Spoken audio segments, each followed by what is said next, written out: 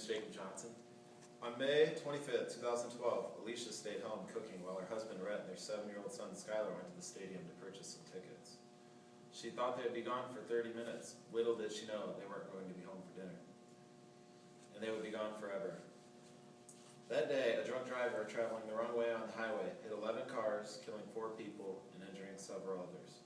Due to the fact that one person made the choice to drive intoxicated, Alicia will never again get to tuck her son into bed or kiss her husband goodnight. Not only can you be affected by this, if you are the one drinking and driving, but if you were just like Rhett and Skylar running an errand, never expecting to not make it home again. In America, on average, 12,000 people die every year in DUI-related accidents. Is driving intoxicated worth the DUI, your death, or the death of an innocent person? 90% of people who drink and drive are drinking with family and friends. Even if you're the only one drinking, you are still a part of the solution. No one should drink and drive. Not drinking and driving can cause a lot of preventable fatalities and injuries. In 2011, one person died every 53 minutes in an alcohol-related vehicle accident. Of the students currently enrolled in college, 240,000 people will eventually lose their lives to alcohol-related causes. How many of you have ever had a flat tire before? 21-year-old Elena Ortiz sold her car to a friend, and since the insurance was still in her name, she went to help him out with a flat tire early New Year's Day morning. She was sitting in her car waiting for the tow truck to arrive when a driver with a BAC more than 3 times the legal limit crashed into them.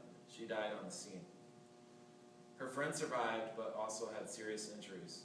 3 people died that day, as Elena was 6 months pregnant. Because a person chose to drink and drive, little Romeo never got to take his first breath. Instead of Elena's family going to a baby shower, they had to attend a funeral. A person killed in a vehicle alcohol-related accident is not only a statistic, it was someone's mother, father, or even child. These people's lives were full of memories, families, love, and laughter. Because someone chose to drive drunk, they no longer have a future. Many people just want to get home and don't care about the consequences. Yes, death is very common in alcohol-related accidents, but what happens if you get pulled over because you're intoxicated and the police notice you're swerving? One of the worst side effects to drinking heavily is memory loss and impaired judgment, which is why it is not safe to drive intoxicated, which is why there's a law that your blood alcohol level can be 0.08 or lower. In 2003, about 1 in 135 drivers were arrested for DUI. That is about 1.4 million people. Did you know an accident by an alcohol-impaired driver is the most frequently committed vehicle violent crime in the United States? They say you are innocent until proven guilty, but that is not the case. Even if you pass a sobriety test but blew a BAC of 0.08 or higher, you are still guilty. You can face many penalties, including fines. For a first offense, it could be $625 to $1,250. If pulled over while drinking and driving just once, you will go to jail a minimum of 48 hours and up to a year.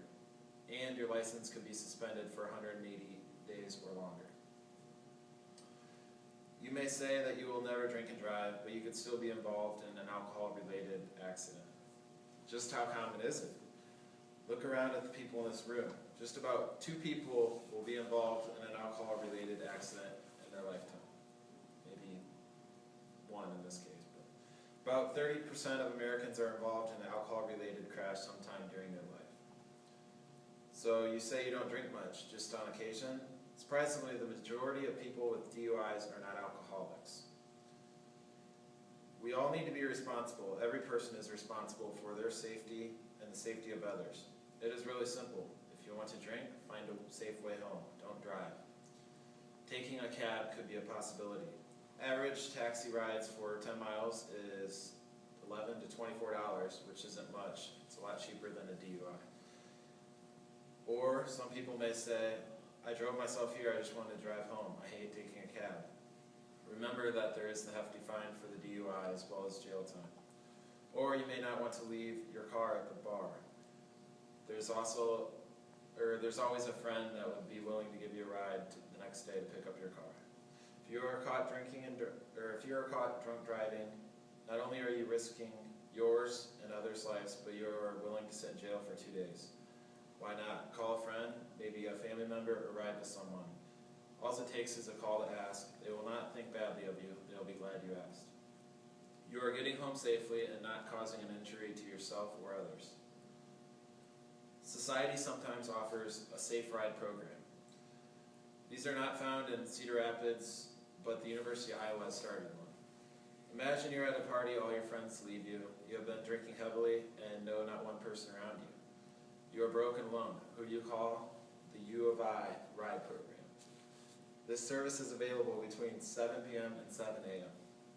Call and verify that you are a student of the University of Iowa. Show your college ID to the taxi driver, and you will have a ride home at no cost. There are so many myths about ways to get sober before driving home. Most of these, if not all, are not true. Drinking water to sober up or caffeine doesn't work because it doesn't lower your BAC level. The only thing that can make you sober is time. Make sure you plan ahead when going to drink. Ride with someone or have someone pick you up. Laws are created for a reason. In America, we are the land of the free, but we need to keep everyone safe. Driving sober is also keeping people safe, whereas driving intoxicated can cause such a hurdle in your life. If you kill someone in an accident, you are going to jail for a very long time.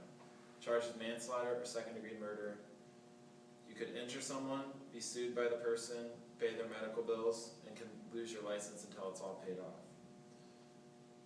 If you get a DUI, you could also be required to install an ignition interlock system, which requires you to blow before your car will actually start.